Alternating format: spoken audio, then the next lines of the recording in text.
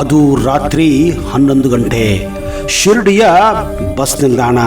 ಅವತ್ತು ಶಿರ್ಡಿಯಿಂದ ನಾಸಿಕ್ಗೆ ಹೊರಡುವಂತಹ ಆ ಕೆಂಪು ಕೊನೆಯ ಬಸ್ಸು ಯಾವಾಗಲೂ ರಾತ್ರಿ ಬರೋಬ್ಬರಿ 11 ಗಂಟೆಗೆ ಬಿಡ್ತಾ ಇತ್ತು. ಆದರೆ ಅವತ್ತು ಧಾರಾಕಾರ ಮಳೆ ಜೋರಾಗಿ ಬರ್ತಾ ಇತ್ತು. ಅಷ್ಟೇ ಅಲ್ಲದೆ ಚಳಿ ಕೂಡ ಇತ್ತು. ಹೀಗಾಗಿ ಬಸ್ ಸ್ಟ್ಯಾಂಡ್ನಲ್ಲೂ ಕೂಡ ಯಾರೂ ಇರಲಿಲ್ಲ. ಅದೇ ಸಮಯಕ್ಕೆ ಒಬ್ಬೊಬ್ಬರಾಗಿ ಆ ಬಸ್ಸಲ್ಲಿ 3 ಜನ ಮಾತ್ರ ಕೊನೆಗೂ ಹತ್ತಿಕೊಳ್ಳುತ್ತಾರೆ. ಹೀಗಾಗಿ ಕೊನೆಗೆ ಬಸ್ಸು ರಾತ್ರಿ 11 ಗಂಟೆ 15 ನಿಮಿಷಕ್ಕೆ ಶಿರ್ಡಿಯಿಂದ ನಾಸಿಕ್ಗೆ ಹೊರಡುತ್ತದೆ. ಅದರಲ್ಲಿದ್ದಂತಹ ಡ್ರೈವರ್ ರಾಘವ್ ಕಾಳೆ ಮತ್ತು ನಿರ್ವಾಹಕ ಅಂದರೆ ಕಂಡಕ್ಟರ್ ವಿಠಲ್ ಗಾಂವ್ಕರ್ ಅವರ ಪಾಲಿಗೆ ಆ ಒಂದು ಕೊನೆಯ ಬಸ್ಸು ಮೊದಲ ಟ್ರಿಪ್ ಆಗಿತ್ತು. ಯಾಕಂದ್ರೆ ಒಂದೇ ಸಾರಿ ಆ ಬಸ್ಸನ್ನ ರೆಗ್ಯುಲರ್ ಆಗಿ ಓಡಿಸ್ತಿದ್ದಂತಹ ಡ್ರೈವರ್ ಮತ್ತು ಕಂಡಕ್ಟರ್ ಇಬ್ಬರು ರಜೆಯಲ್ಲಿದ್ದರು. ಅದೇನಾಯಿತೋ ಗೊತ್ತಿಲ್ಲ. ಇಬ್ಬರು ಇದ್ದಕ್ಕಿದ್ದ ಹಾಗೆ ಒಂದೇ ದಿವಸ ರಜೆ ತೆಗೆದುಕೊಂಡು ಈ ಇಬ್ಬರು ಹೊಸ ಡ್ರೈವರ್ ಮತ್ತು ಕಂಡಕ್ಟರ್ಗೆ ಈ ಜವಾಬ್ದಾರಿ ಬಿದ್ದಿತ್ತು. ಬಸ್ಸಿನ ಮುಂಭಾಗದಲ್ಲಿ ಸಾಯಿಬಾಬಾ ಸಣ್ಣ ಫೋಟೋ ಇತ್ತು. ಅದು ಅವರಿಗೆ ಧೈರ್ಯವನ್ನ ತುಂಬಿತ್ತು. ಬಸ್ಸು ಶಿರ್ಡಿಯಿಂದ ಪ್ರಾರಂಭವಾಗಿ ಮೆಲ್ಲಗೆ ಮಳೆಯಲ್ಲಿ ಸುಮಾರು 14 ಕಿಲೋಮೀಟರ್ ದೂರ ಕ್ರಮಿಸಿದೆ. ಕೊನೆಗೂ ಒಂದು ಮೊದಲ ಸ್ಟಾಪ್ ಬಂದಿತ್ತು. ಅದುವೇ ನಿಮ್ಗಾಮ್. ವಿಚಿತ್ರ ಏನೆಂದ್ರೆ ಆ 3 ಜನ ಹತ್ತಿದಂತಹ ಪ್ಯಾಸೆಂಜರ್ಗಳು ಅದೇ ಒಂದು ಊರಲ್ಲಿ ಇಳಿದುಕೊಳ್ಳುತ್ತಾರೆ. ಈಗ ಬಸ್ನಲ್ಲಿ ಒಂದು ಪ್ಯಾಸೆಂಜರ್ ಕೂಡ ಇಲ್ಲ. ಕೇವಲ ಇರೋದು ಡ್ರೈವರ್ ಮತ್ತು ಕಂಡಕ್ಟರ್ ಮಾತ್ರ. ಮೆಲ್ಲಗೆ ಡ್ರೈವರ್ ಬಸ್ ಅನ್ನ ಓಡಿಸಿಕೊಂಡು ಹೋಗ್ತಾ ಇರ್ತಾನೆ. ಈ ಮಧ್ಯೆ ವಿಠಲ್ ಗಾಂವ್ಕರ್ಗೆ ಹಿಂದೆ ಕುಳಿತು ನಿದ್ದೆ ಬರಲು ಪ್ರಾರಂಭಿಸಿತ್ತು. ನಿದ್ದೆ ಮಾಡಬಾರದು ಅಂತ ಮೆಲ್ಲಗೆ ಮುಂದೆ ಬಂದು ಡ್ರೈವರ್ ಜೊತೆ ಕುಳಿತುಕೊಳ್ಳುತ್ತಾನೆ. ಡ್ರೈವರ್ ನಿಧಾನವಾಗಿ ಬಸ್ ಅನ್ನ ಓಡಿಸ್ತಾ ಇರ್ತಾನೆ. ಅದು ಊರಿ ದಾಟಿದ ನಂತರ ನಿರ್ಜನ ಪ್ರದೇಶ. ದೂರದಲ್ಲಿ ನೋಡಿದರೆ ಒಂದು ಮರದ ಕೆಳಗಡೆ ಒಬ್ಬ ಮಹಿಳೆ ನಿಂತುಕೊಂಡಿದ್ದಾಳೆ. ಬಸ್ಸಿಗಾಗಿ ಕೈಯನ್ನ ತೋರಿಸ್ತಾಳೆ. ಅವಳು ಬಿಳಿ ಬಣ್ಣದ ಉದ್ದನೆ ಗೌನನ್ನ ಧರಿಸಿದಳು. ಆಕೆಯ ಮುಖ ನೋಡಲು ಕೂಡ ಅಸಾಧ್ಯವಾಗಿತ್ತು. ಗಾಢವಾದ ಮಂಜು ಅವಳನ್ನ ಆವರಿಸಿಕೊಂಡಿತ್ತು. ಜೋರಾಗಿ ಮಳೆ ಕೂಡ ಬರ್ತಾ ಇತ್ತು. ಡ್ರೈವರ್ ರಾಘವ್ ಬಸ್ ಅನ್ನ ನಿಲ್ಲಿಸಿದ್ದಾನೆ. ಯಾಕಂದ್ರೆ ಒಬ್ಬಳೆ ಮಹಿಳೆ, ಇಂಥ ಟೈಮಲ್ಲಿ ಬಸ್ ನಿಲ್ಲಿಸಿದ್ರೆ ಸರಿಯಿಲ್ಲ ಅಂತ ನಿಲ್ಲಿಸಿದ್ದಾನೆ. ಆಕೆ ಮೌನವಾಗಿ ಬಸ್ಸಿನ ಹಿಂಬದಿಯ ಸೀಟ್ ನಲ್ಲಿ ಹೋಗಿ ಕುಳಿತಿದ್ದಾಳೆ. ಮುಂದೆಗಡೆ ಕೂಡ ಹತ್ತಲು ಅವಕಾಶವಿತ್ತು. ಆದ್ರೆ ಅವಳು ಹಿಂಬದಿಯ ಡೋರ್ ನಿಂದ ಹತ್ತಿಕೊಂಡಿದ್ದಾಳೆ. ಸ್ವಲ್ಪ ಸಮಯದ ನಂತರ ವಿಠಲ್ ಹಿಂದೆ ಹೋಗಿ ಟಿಕೆಟ್ ಕೇಳು ಹೋದಾಗ ಆಕೆ ತಲೆಯನ್ನ ಎತ್ತಿದ್ದಾಳೆ. ಅವಳ ಮುಖ ನೋಡಿದ ವಿಠಲ್ ಬೆಚ್ಚಿ ಬಿದ್ದಿದ್ದ. ಚರ್ಮ ಸುಲಿದು ಹೋಗಿತ್ತು. ರಕ್ತ ಸಿಕ್ತವಾದ ಬಾಯಿತ್ತು ಮತ್ತು ಗುಳಿ ಬಿದ್ದಂತಹ ಕಣ್ಣುಗಳಿದ್ದವು. ಇದನ್ನು ನೋಡಿದ ವಿಠಲ್ಗೆ ಯಾಕೋ ಒಂಥರ ವಿಚಿತ್ರ ಅನಿಸಿದೆ. ಇವಳೇನು ಹೆಣ್ಣು ಮಗಳ ಅಥವಾ ಪಿಶಾಚಿನೋ ಅಂತ. ಆದ್ರೆ ಆ ಮಹಿಳೆ ಮಾತ್ರ ಟಿಕೆಟ್ ಕೇಳಿದ್ರು ಕೂಡ ಸುಮ್ಮನಾಗಿದ್ದಳು. ಆಮೇಲೆ ವಿಠಲ್ 2ನೇ ಬಾರಿ ದುಡ್ಡನ್ನ ಕೊಡಿ ಮತ್ತು ಟಿಕೆಟ್ ಅನ್ನ ಪಡೆಯಿರಿ ಅಂತ ಹೇಳಿದ್ದಾನೆ. ಆಗ ಆ ಮಹಿಳೆ ಹೇಳಿದ್ದು ಒಂದೇ, ಟಿಕೆಟ್ ಬೇಡ, ನನಗೆ ಪ್ರಾಣ ಕೊಡುವಂತ ವಿಕಾರವಾಗಿ ಆ ಮಹಿಳೆ ಕಿರ್ಚಿದ್ದಾಳೆ. ಅವಳ ಕೂಗು ಬಸ್ಸಿನ ಗಾಜನ್ನ ನಡಗಿಸಿತ್ತು. ಆ ಮಟ್ಟಕ್ಕೆ ಅವಳು ಮಾತನಾಡಿದ್ದಳು. ಭಯಗೊಂಡ ರಾಘವ್ ಬಸ್ಸನ್ನ ವೇಗವಾಗಿ ಚಲಾಯಿಸಲು ಪ್ರಾರಂಭಿಸಿದ್ದಾನೆ. ಆದರೆ ಎಷ್ಟು ವೇಗವಾಗಿ ಹೋದರೂ ಅವಳ ಕೂಗು ಬಸ್ಸಿನ ಗಾಜನ್ನ ನಡಗಿಸಿತ್ತು. ಅವಳ ಮಾತನ್ನ ಕೇಳಿ ಹೆದರಿ ವಿಠಲ್ ಓಡಿ ಬಂದು ರಾಘವ್ನ ಹತ್ರ ನಡೆದ ವಿಷಯವನ್ನ ಹೇಳಿದ್ದಾನೆ. ಈಗ ರಾಘವ್ ಬಸ್ ಅನ್ನ ವೇಗವಾಗಿ ಓಡಿಸಲು ಪ್ರಾರಂಭಿಸಿದ್ದಾನೆ. ಆದ್ರೆ ಎಷ್ಟು ವೇಗವಾಗಿ ಓಡಿಸಿದ್ರು ಬಸ್ಸು ಮಾತ್ರ ಪದೇ ಪದೇ ಆ ಮರದ ಹತ್ತಿರವೇ ವಾಪಸ್ಸು ಬರುತ್ತಿತ್ತು. ರಸ್ತೆ ಮಾತ್ರ ಮುಗಿಯುತ್ತಿರಲಿಲ್ಲ. ಎಲ್ಲಿ ಆ ಮಹಿಳೆ ಹತ್ತಿಕೊಂಡಿದ್ದಳೋ ವಾಪಸ್ಸು ಆ ಬಸ್ಸು ಎಷ್ಟು ಕ್ರಮಿಸಿದರೂ ಅಲ್ಲೇ ಬರುತ್ತಿತ್ತು. ಕೊನೆಗೆ ಆ ಕಡು ಕತ್ತಲಲ್ಲಿ ಆ ಮಹಿಳೆ ಬಸ್ಸಿನ ಸೀಟುಗಳ ಮೇಲೆ ತೆವಳುತ್ತಾ ಚಾಲಕನ ಸೀಟ್ನತ್ತ ಬಂದಿದ್ದಾಳೆ. ಅವಳ ಉಗುರುಗಳು ಬಸ್ಸಿನ ಕಬ್ಬಿಣದ ಮೇಲೆ ಗಿರ್ಚುವ ಸೌಂಡ್ ರಾಘವನ ಎದೆ ಬಡಿತವನ್ನ ಹೆಚ್ಚಿಸಿತು. ಆಕೆ ರಾಘವನ ಕುತ್ತಿಗೆ ಹಿಡಿಯಲು ಕೈ ಚಾಚಿದಾಗ ಬಸ್ಸಿನ ಮುಂಭಾಗದಲ್ಲಿ ಸಾಯಿಬಾಬಾ ಫೋಟೋ ಇದ್ದಿದ್ರಿಂದ ಒಂದು ತೀಕ್ಷ್ಣವಾದ ಬೆಳಕು ಹೊರಹೊಮ್ಮಿದೆ. ಆ ಬೆಳಕು ಬಿದ್ದ ತಕ್ಷಣ ಆ ಮಹಿಳೆ ಕಿರುಚುತ್ತಾ ಬಸ್ಸಿನಿಂದ ಹೊರಕ್ಕೆ ಎಸೆಯಲ್ಪಟ್ಟಿದ್ದಳು.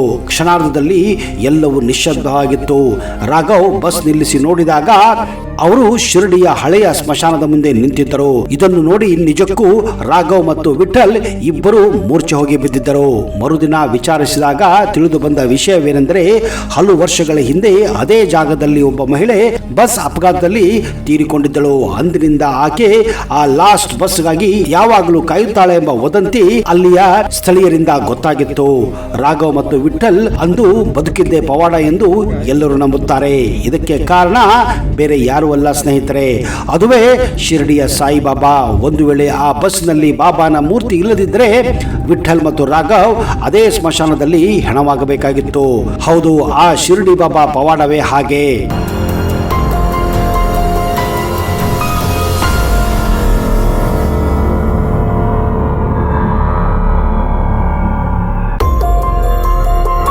ಶಿರಡಿ ಸಾಯಿಬಾಬಾರ ಆರಾಧನೆ ಆರಂಭವಾಗಿದ್ದು 18ನೇ ಶತಮಾನದಲ್ಲಿ. ಅವರು ಶಿರಡಿಯಲ್ಲಿ ಬದುಕಿದ್ದ ಸಮಯದಲ್ಲೇ ಖಂಡೋಬಾ ದೇವಳದ ಆಚಾರ್ಯರಾಗಿದ್ದ ಮಹಳ ಸ್ಮೃತಿಯೇ ಬಾಬಾ ಅವರ ಮೊಟ್ಟ ಮೊದಲ ಭಕ್ತ. 19ನೇ ಶತಮಾನದಲ್ಲಿ ಬರೀ ಶಿರಡಿಯ ಸುತ್ತಮುತ್ತ ನಿವಾಸಿಗಳು ಹಾಗೂ ಮುಂಬೈನ ಕೆಲ ಭಾಗದಲ್ಲಿ ಮಾತ್ರ ಸಾಯಿ ಭಕ್ತರಿದ್ದರು. ಆದರೆ 20ನೇ ಶತಮಾನದಲ್ಲಿ ಸಾಯಿಬಾಬಾರ ಸಂಖ್ಯೆ ದಿನೇ ದಿನೇ ಹೆಚ್ಚಾಗುತ್ತಾ ಹೋಗುತ್ತದೆ. ಅಲ್ಲದೆ ಶಿರಡಿಯು ಇಂದು ಒಂದು ಮುಖ್ಯ ಶ್ರದ್ಧಾ ಕೇಂದ್ರವಾಗಿ ಪರಿಗಣಿಸಲ್ಪಟ್ಟಿದೆ. ಸಾಯಿಬಾಬಾ ಅವರ ಅನುಯಾಯಿಗಳು ಹಾಗೂ ಭಕ್ತರು ಬಾಬಾರ ಹಲವು ಪವಾಡಗಳನ್ನು ನೋಡಿದ್ದಾಗಿ ಅನಿಸಿಕೆಯನ್ನ ವ್ಯಕ್ತಪಡಿಸಿದ್ದಾರೆ.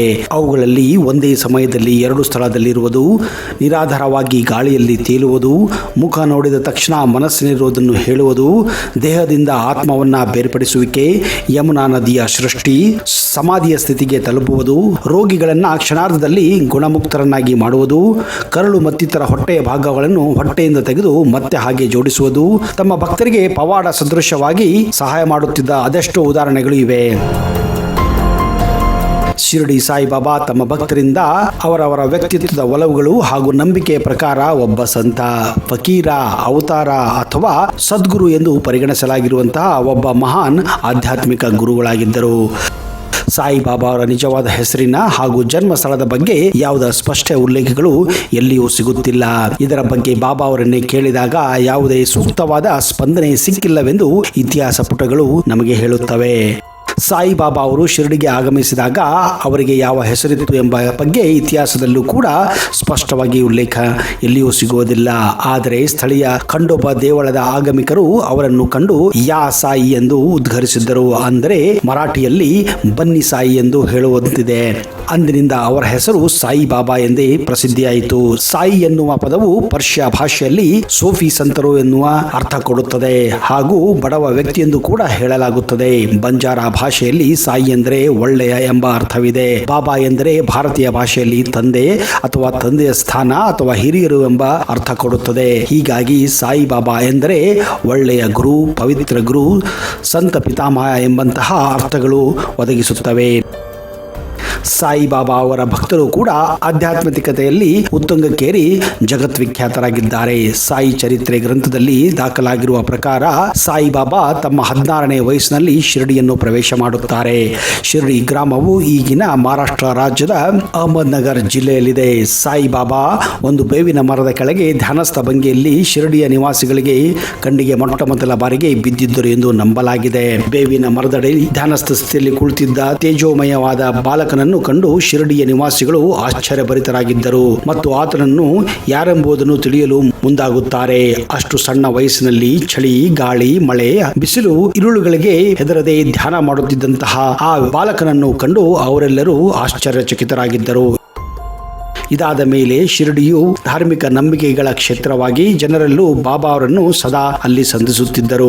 ಇನ್ನುಳಿದ ಜನರು ಆ ತರುಣನನ್ನು ಕೆಲವೊಬ್ಬರು ಹುಚ್ಚರೆಂದು ಕೂಡ ಭಾವಿಸಿ ಕಲ್ಲು ತೂರಿರುವ ಹಲವಾರು ಉದಾಹರಣೆಗಳು ಕೂಡ ಇವೆ. ಈ ಘಟನೆಯ ನಂತರ ಸಾಯಿಬಾಬಾ ಶಿರಡಿಯಿಂದ ನಿರ್ಗಮಿಸಿದರು ಎಂದು ಕೂಡ ಇತಿಹಾಸದಲ್ಲಿ ಬರೆಯಲಾಗಿದೆ.